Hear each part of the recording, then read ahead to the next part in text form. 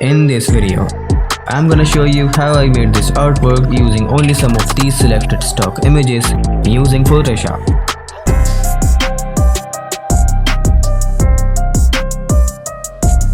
Hey guys, what's up? It's been a while, but I'm finally back with another video after a very long time. So my friend Hallovideo organized a Photoshop challenge, and today we are gonna make an artwork for it. There are a few rules we have to follow, but that just made it more interesting. Let me show you the rules. These are the rules we have to follow as well. I'm so lazy to read those rules though, so read it by yourself. And yeah, the theme for this challenge is Halloween, so it's gonna be spooky. So without wasting any time, let's get started.